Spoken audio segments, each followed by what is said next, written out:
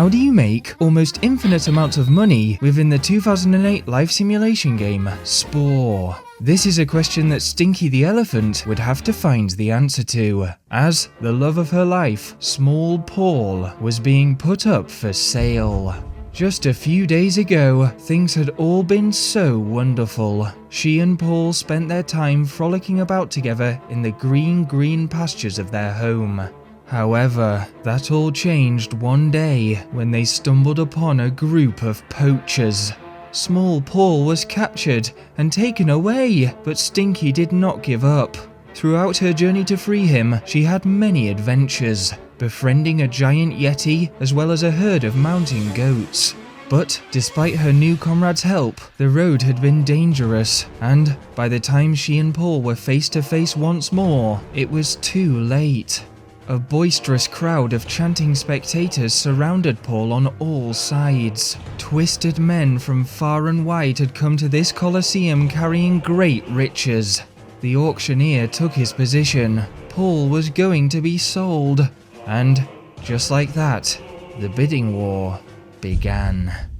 £10, £20, £21 and 57 pence. Stinky could hear bidders shouting various prices from inside. But before she could reach the auction, she was stopped at the gates by an intimidating guard. "It's a £6.50 entry fee, please." £6.50 as an entry fee? Stinky couldn't believe it. What a rip-off! This was bad news. Stinky didn't have a single penny to her name. And if she couldn't even afford to get inside the venue, there was no chance of entering the auction and buying Paul back. She desperately needed to find some way to make bucket loads of money. But how could a small elephant such as her compete with a crowd of infinitely wealthy individuals, especially on this short notice? Maybe a garage sale? Or perhaps investing in cryptocurrency would be a good idea. But just as she began fretting, a huge bell rang from inside the Colosseum, followed by a shout for lunch break! All of a sudden, the crowds of people began to move, and within a moment's time, a great gathering was forming around a large steaming cauldron of soup. That was it! Stinky would enter the soup market. Everybody loved soup. If she could set up her own soup delivery business, she was sure to make a small fortune. To enter the world of takeaway cuisine, however, she was going to need some help. And for this, she returned to her old trusty companions, the group of mountain goats. Together, they came to an agreement. In return for future ownership of the business, the goats would perform the role of delivery drivers. Stinky had a few questions about the design of their delivery vehicles, but together, they were able to establish a new base of operations, and the money-making could begin. Only, there was one fundamental question that still remained. Where did soup even come from? The answer was right in front of them, as, just a few feet away, a strange vent of steam rose out of the ground and into the air. This geyser of sorts was in fact soup in gas form, a telltale sign that somewhere below the soil was a soup cavern. Preparing to venture deep into the Earth's core, the goats built supports around the vent, and with that, Stinky took the plunge into the unknown. She dropped down into a pool of spooky green water. In an instant, an array of pungent smells filled her trunk. Tomato and basil? Minestrone? Leek and potato? This really must be the place! With much excitement, she hurried onwards into the cave. But before she could get too ahead of herself, something unexpected stopped her dead in her tracks. In the center of the cavern, standing tall, was a giant soup dragon. Stinky began to shake with terror, but thankfully, soup dragons are a very friendly species, and as soon as the two of them began to chat, they talked for hours. Conversations varied between the legitimacy of clam chowder to the pros and cons of soups versus stews, but eventually, Stinky inquired about a potential deal. The soup dragon said that a bunch of aggressive mushrooms had stolen her breakfast. Stinky struggled to see how this was at all relevant, but she assumes that if she could steal the dragon's breakfast back, it might be willing to go into business. Stinky explored the surroundings of the cave until she came across a forest of mushrooms, some of which, as described, were definitely the aggressive sort.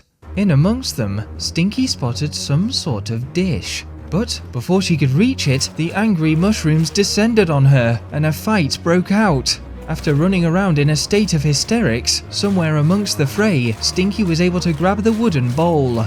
Lo and behold, it was filled to the brim with fried eggs. And, without wasting a second, Stinky left the mushrooms in her dust and stomped her way back over to the soup dragon's burrow. With her breakfast returned, the dragon was over the moon, and Stinky was given jurisdiction of all soup caverns in the surrounding area. With this, the goat delivery service got to work, and as they claimed soup geezer after soup geezer, the money began to roll in. Unfortunately, due to this success, word began to get around, and other delivery companies started to move into the area. Before Stinky knew it, there was the Yellow Nation, a group of goats who worked for a delivery service known as Bar Eats, the Brown Nation, who worked for Just Bleat, and the Lavender Nation, who worked for Deliver Moo, a subsidiary company run by a group of cows. This wasn't fair. It was Stinky who made the deal with the soup dragon, and now competition was leeching off her hard work. If Stinky's business was going to make enough to buy Paul back, they had to find some advantage over the rest of the market. And that's when she noticed a small plume of soup gas rising out of the middle of the sea. The goats got to work on a wooden goat boat, and together they sailed out across the waves towards their beacon of hope.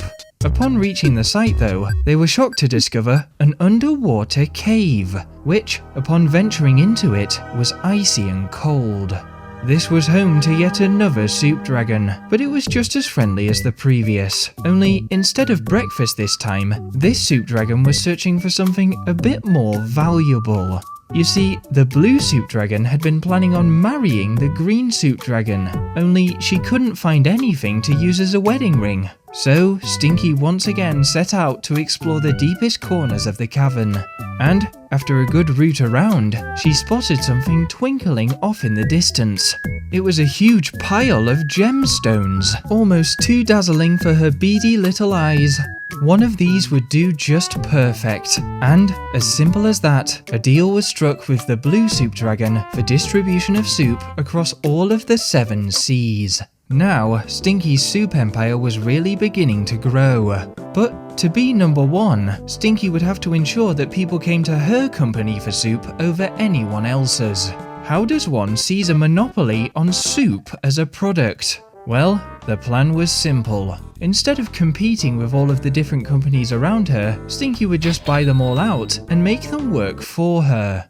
It was genius, and with that, she and the goats began to set up trade routes with surrounding nations. The vehicles the goats had created didn't really lend themselves towards soup transportation, so instead they suspended the soup above them in big helium balloons. This did create a side effect whereby everyone who ate the soup would temporarily have a high-pitched voice, but that didn't stop the Brown Nation or the Lavender Nation from joining the side, especially once Stinky sweetened the deal a little bit. Although buying out these other companies was eating significantly into Stinky's auction budget, it did mean she now had access to even more soup geezers. So long as she was able to claim these new soup deposits, her business would be even more profitable. But oh no, this was terrible news. Something sinister was blocking the way. It couldn't be. It was a giant poacher. Those damn poachers. First they trap her in a cage, then they steal her boyfriend, and now they were meddling with her hot air balloon based soup empire. Stinky tried sending a bunch of goat vehicles to deal with the problem, but the giant poacher was far too powerful. Her delivery goats may have been shrewd businessmen, but fighters they were not. This problem needed a more military approach, and for that, she would have to get the Pink Nation on side. To reach the Pink Nation though, they would need to cross to a new continent. And so, refashioning a bunch of soup hot air balloons, the mountain goats engineered a fleet of zeppelins. Then it was just a case of drifting over, offering the Pink Nation a metric ton of soup, and then subsequently buying out their entire city. The time had come to weaponize, and the mountain goats did so in genius fashion, by replacing the horns on their goat zeppelins with two massive cannons. Now composed of an armada of destructive super blimps, the goat army flew back across the ocean to engage in an epic battle. They circled the giant poacher like a swarm of bees, only they weren't bees at all. They were still very much goats. Hard-working, service industry, suit-delivering goats, but in control of weapons of mass destruction. What could possibly go wrong? The poacher fought back, picking airships out of the sky one by one with his giant blunderbuss, but the strength of the goat army was unmatched, and, eventually, the ground shook as the giant poacher fell to his knees with a mighty boom. The monster may have been defeated, but this was no time to celebrate. With great haste, Stinky jumped from her zeppelin and down into the soup cavern below. It was just as she suspected. The battle was not over. Up ahead she could see yet more poachers. They were attempting to capture a soup dragon. How much lower can you get? Showing enormous courage, Stinky charged in by herself. She may not have been strong enough on her own, but her bravery was an inspiration. And, before she knew it, her entire mountain goat staff was charging in to back her up. Together, they fought valiantly. And, when the dust settled, the soup dragon was saved. As a way of giving thanks, Stinky was once again granted ownership over the soup dragon's territory. And as it just so happened, this now meant she owned, and I'm not exaggerating here, every last drop of soup in the world! Quite the accolade. And with such an impressive chokehold on the soup industry, the money began to rake in.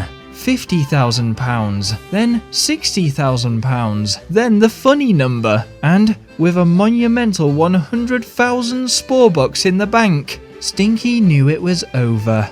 She headed back to the Colosseum, where surprisingly the auction was still going on. Thankfully the bidding had only been increasing by 10 pence per time, and paired with hourly lunch breaks, bidding wars in this Colosseum would often last weeks if not years. Stinky strode in with all of the confidence of a rich noblewoman. The money had definitely already started to go to her head. It was therefore best that she got rid of it, and she handed over all 100,000 in the form of a novelty-sized giant golden coin. The auctioneer slammed his gavel down to the floor. Even he knew that no man or woman present could match such a tremendous sum. It was only now that Stinky was hit with a sense of overwhelming joy.